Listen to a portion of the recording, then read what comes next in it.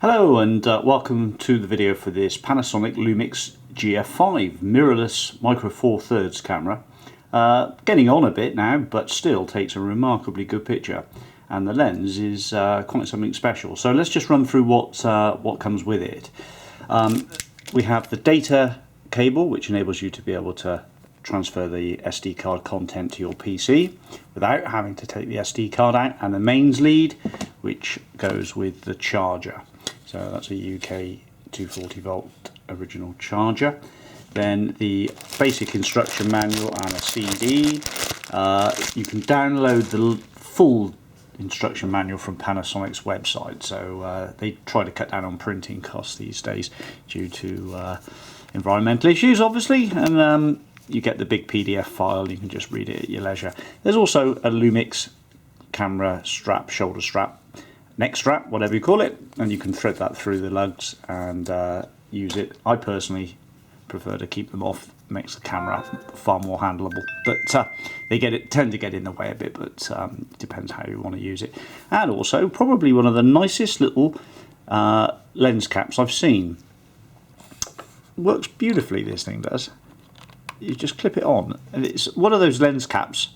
Maybe because I've been dealing with aftermarket ones, because so many get lost. But isn't it nice to have the original lens cap with a camera of this age, and that it works so well and so easily to put actually on the lens.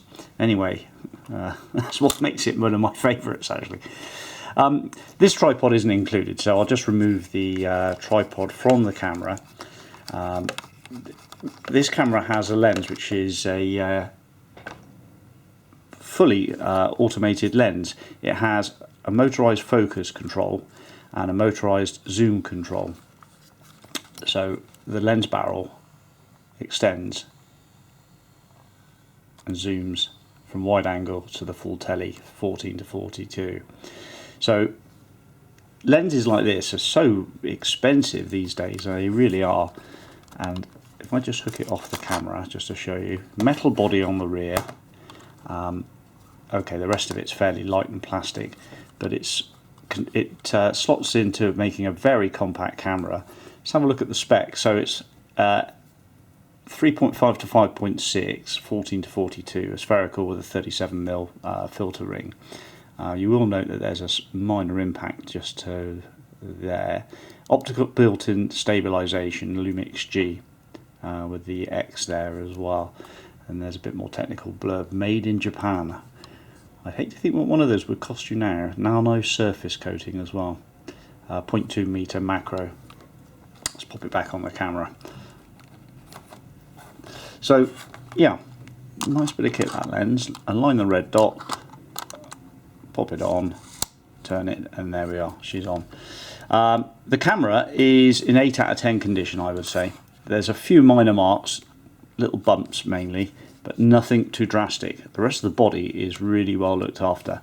So it's had a bit of use, but it's in pretty nice condition. The grip's good. The little door for the HDMI and the data cable is all in good nick. The screw heads look great. The camera itself is also made in Japan as well. We have the SD card slot. You'll need an SD card, so an XC or HC. XC would give you better performance with the actual camera in terms of overall performance for downloading. Shoots RAW as well, histogram, and has automatic focusing and high-speed shot. I think I've left it on high-speed shot, but if we just zoom in on the subject there, I've got it in manual focus. Let's just get it off of manual focus. The manual, now I should tell you what, if it's on manual focus, let's just demonstrate the manual focus part. So there we go. Let's see if we can get everything in shot. So we're just going from tele to wide angle, and there we are. So that's magnified. So what's happening there is the screen processor of the camera is showing you magnified shots of how the zoom is working, and there we are, we've just flicked back out to how we're zoomed in. So you can get precision focusing basically. You don't have to worry about that. You can just hit it into manual and it'll just focus up nicely. So let's do that again. So we can see from here we're getting phenomenal detail on that plant there. So we are fully zoomed in, aren't we? Yep, we are. And there we are. I'm just manipulating. We can see all the detail in the plant, which is about a foot and a bit away. And then we are. So perfectly nice focus shot. Hit the record and hit the shutter, and then we have the perfect shot. So dedicated record button, on-off switch works fine. The AI button for full automation. We've got a rotating dial, moves nicely. North, south, east, west buttons there, and a few other buttons. You may notice that the screen is showing some degradation.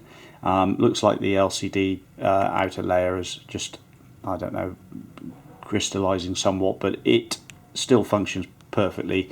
When I turn the camera on, you can really barely notice it. It's only from an angle. When you're looking at the camera straight on, and who doesn't, you don't really notice it in the slightest. It's perfect. So that's about the only negative, but I think it makes up for picture quality, being micro 2/3, and its general overall compactness and build quality. I don't think these were cheap new. I think there wasn't a lot of change out of £500–600 when these were new. Okay, I think that's enough waffle, and I'll leave you with that shot. Thank you. Bye bye.